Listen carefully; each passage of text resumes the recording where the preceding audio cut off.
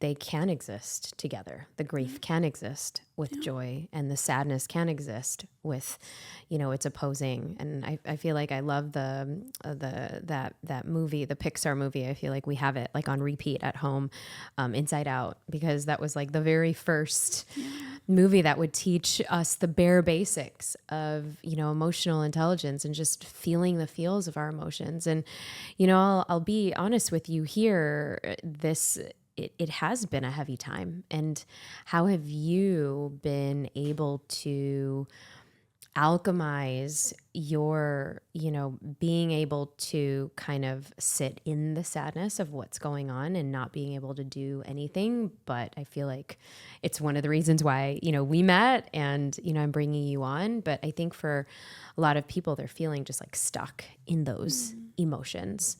And how have you dealt with your alchemy, and what do you suggest for others who are kind of sitting in the heavy? I think most important is you've got to know yourself. You've got to know your tolerance.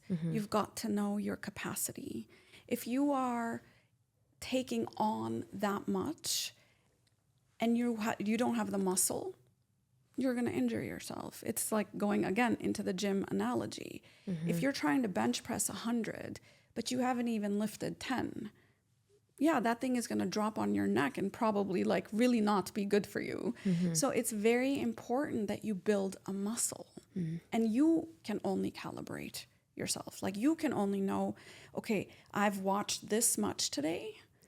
And I've done that. Okay, now I've got to do something with this. So people are just exposing themselves to video after video and picture after picture.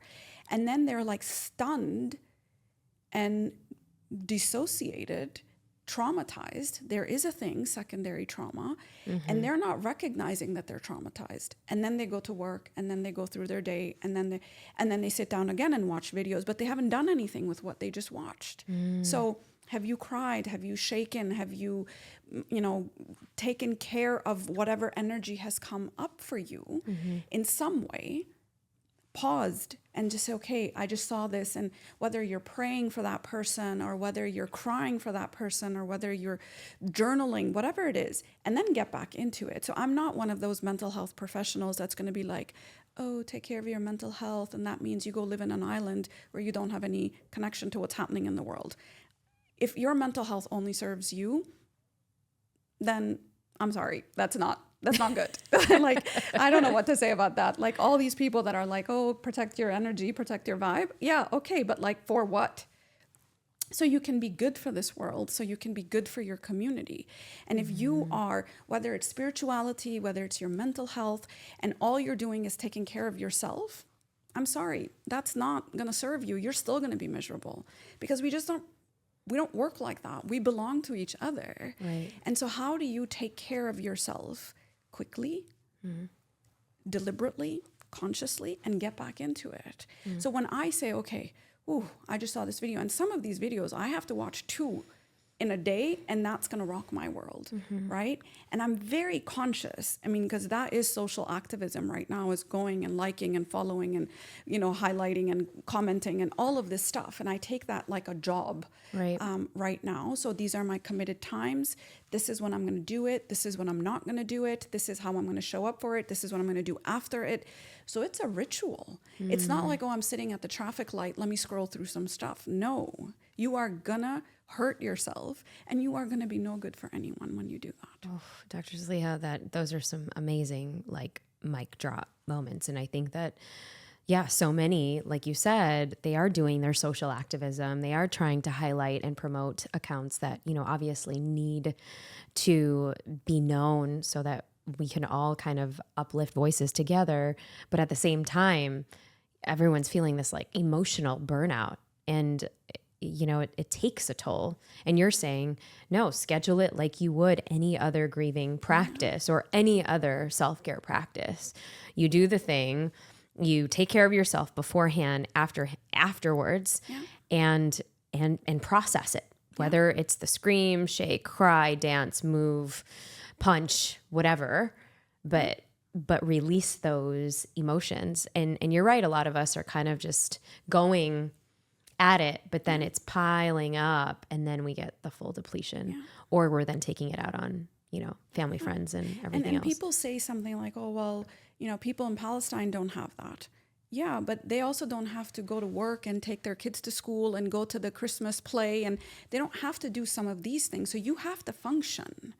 Right. And you have a commitment to all the other things you have to do.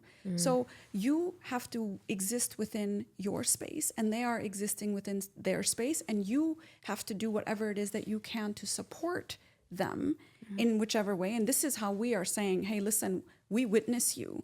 We are not going to have this happen and us not speak about it. We will speak for you. We will amplify you. We will serve you.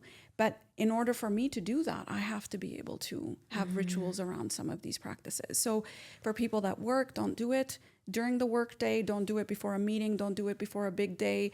Don't do it first thing in the morning. Definitely don't do it last thing at night. And before you, and there should be, light a candle, say a prayer, shake. I have a therapist. Yeah. I speak to her about what's coming up for me. So that's another way I process my stuff. Support groups are a great place, because what we're doing right now, which is absolutely unnatural for human beings, is that we are grieving alone. And I know we're like, oh no, but we have our social community. It's like, no, physically, we need each other's nervous system. When you sit and you say, hey, I'm going through this, Talk more about and that.